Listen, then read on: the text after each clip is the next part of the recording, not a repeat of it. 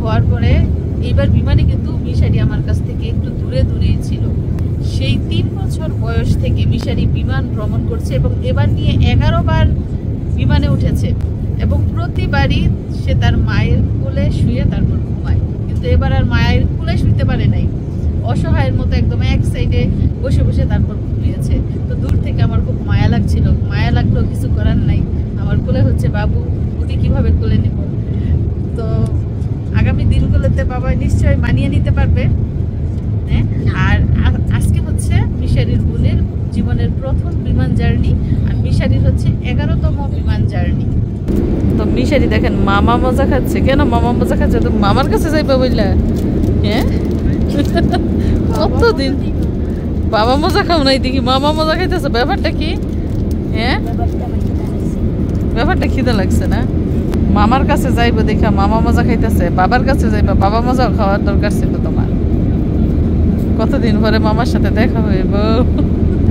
মাশাআল্লাহ মাশাআল্লাহ, আকাশের অবস্থা দেখেন। দীর্ঘ 5.5 ঘন্টা পরে আলোর মুখ দেখলাম এবং বাইরে দেখা যাচ্ছে রোদ। যেহেতু এখন দিন বড়, 5:30টায়ও কিন্তু অনেক রোদ থাকে। আর এই যে বিমানের পাখাটা দেখেন, পাখির মতো ডানা ছড়াই আছে।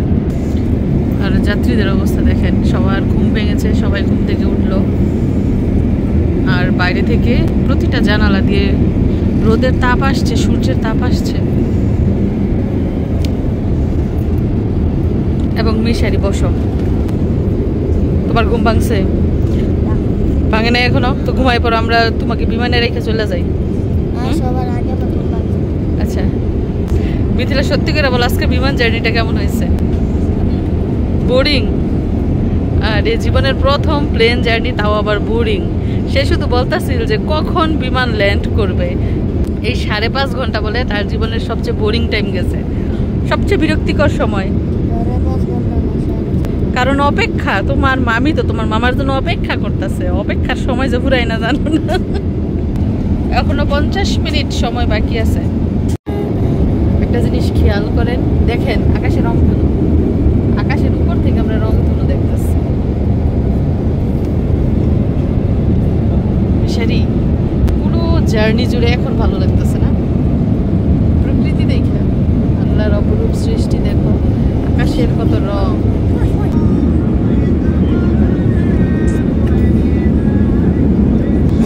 এত কাদা কাটবে সেটা আমি আগেই ভেবেছিলাম যে এয়ারপোর্টে 2-3 ঘন্টা লেট হবে, বিমানে 6 ঘন্টা, আবার দাম্মাম এয়ারপোর্টে 2-3 ঘন্টা।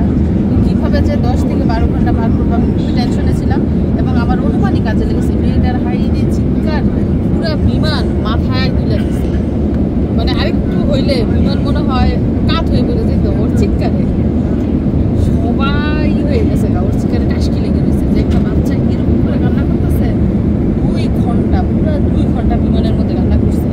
এবং অবশেষে কান্না করতে করতে করতে করতে যখন ক্লান্ত হয়ে গেছে তখন ঘুমায় পড়ছে।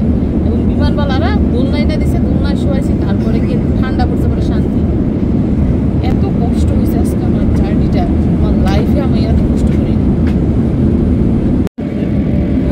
দেখেন শহর দেখা যাচ্ছে দূর থেকে, এবং এরই মধ্যে কিন্তু সৌদি আরবের সন্ধ্যা হয়ে গেছে। সন্ধ্যার আলো জ্বলে উঠেছে রাস্তার লাইটগুলোতে, এবং সেই আলোই কিন্তু দেখা যাচ্ছে।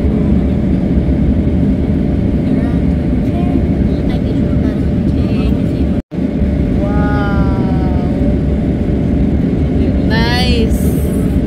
আজকে বিমান জার্নিতে যা তো কষ্ট করলাম, সার্থক কষ্ট।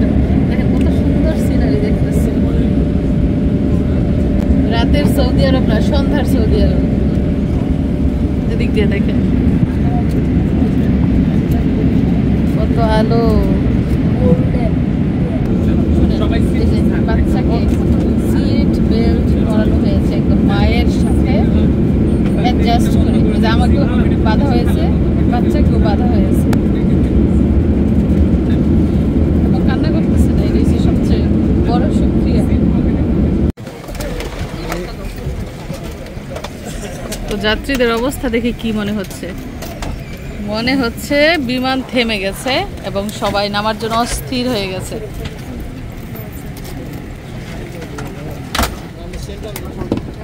তো আমাদের লাগেজটাও পেরে নেওয়া হচ্ছে ভিতরের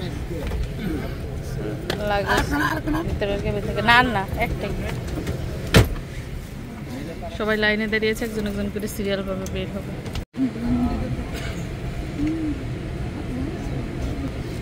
আম্মা কেমন লাগলো জীবনের প্রথম বিমান জার্নি? কেমন লাগলো? মামির সাথে প্রথম, মামিরও প্রথম, তোমারও প্রথম। আর মিশারির কত, মিশারি লাকি, অনেক লাকি, 11 বার বিমানে উঠে পড়ছে। আর মিশারির বোনে মাত্র প্রথমবার মামির সাথে শেয়ার করলো আজকে প্রথম জার্নি। আর দিক দিয়ে সবাই লাইন ধরে দাঁড়িয়েছে নামার জন্য, সবাই অস্থির হয়ে গেছে। তো আলহামদুলিল্লাহ আমরা সহি সালামতে হযরত শাহজালাল ইন্টারন্যাশনাল এয়ারপোর্ট ঢাকা থেকে কিং ফাহাদ ইন্টারন্যাশনাল এয়ারপোর্ট দাম্মামে এসে পৌঁছেছি। যদিও যাত্রা পথে আমাদের অনেক কষ্ট হয়েছে, অনেক ভোগান্তি হয়েছে, তারপর আলহামদুলিল্লাহ প্রিয়জনের সাথে দেখা হবে। 2 মাস পরে বাচ্চাদের তাদের বাবার সাথে দেখা হবে এবং আমার ভাইয়ের বউয়েরও কিন্তু দীর্ঘদিন পরে তার প্রিয়জনের সাথে দেখা হবে। যাই হোক, এখন আমরা বাইরে যাব। আর আমাদের জার্নিটা নিশ্চয়ই আপনাদের ভালো লেগেছে। সবাইকে অসংখ্য ধন্যবাদ জানিয়ে আজকের মতো বিদায় নিচ্ছি। আমাদের জন্য দোয়া করবেন। আল্লাহ হাফিজ।